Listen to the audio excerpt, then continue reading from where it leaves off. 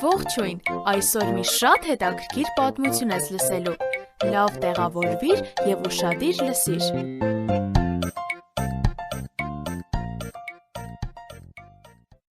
Հասմիկի ամենասիրելի զբաղմունքը խաղալիքների պահարանի դարակների մեջ պառկելն էր։ Մեծերը արտոնյալ են, նրանք կարող են գնել այն, ինչ ուզում են, բայց մի րոպե, ես մի միտք ունեմ։ Հասմիկը շտապում էր։ Ճաշից հետո նա գնաց իր սենյակ։ Նրան միայն մի մատիտ և թղթի կտոր էին անհրաժեշտ։ Աշխատավարձի ցանկ Հասմիկի համար։ Ես տրուկ չեմ, ով ոչնչի համար է աշխատում։ Մաքրել բաղնիքը 200 դրամ։ Ամեն երեկո սեղանից ափսեները հավաքել 150 դրամ։ Սենյակը հավաքել, դժվար աշխատանք 700 դրամ։ Ափսեները տեղավորել 400 դրամ։ Աղբը թափելը, զզվելի հոտ է գալիս 300 դրամ։ Բոլորը միասին 350, 1050, 1750 դրամ։ Խնդրում եմ արագ վճարել, քո աշխատասեր Հասմիկ։ Նա թուղթը թաքուն դրեց խոհանոցի սեղանին։ Արդեն ընթրիքի ժամն էր, և նա իր նամակը գտավ իր ափսեի մոտ,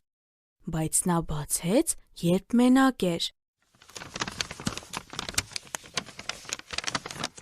Հիմա ես շատ հետաքրքրված եմ։ Ուղիղ 1750 դրամ։ Ես երբևիցե այսքան գումար չեմ վաստակել։ Օ, այստեղ նամակ կա։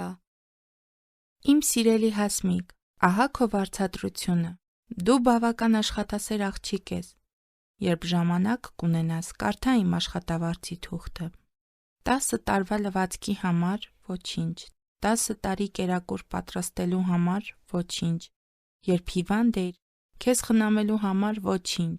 քեզ խաղավայր տանելու համար ոչինչ։ Ես այս ցանկը երկար չեմ գրելու, ինչ որ արել եմ ուրախությամբ, քանի որ սիրելիս, քեզ շատ եմ սիրում, քո մայրիկ։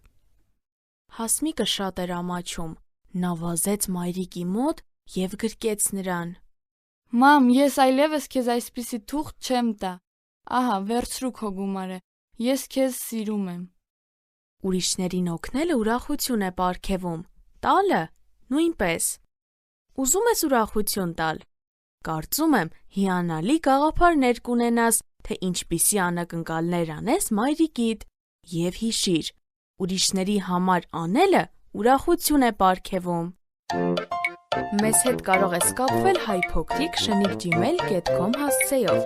Կրկնում եմ hypocric@gmail.com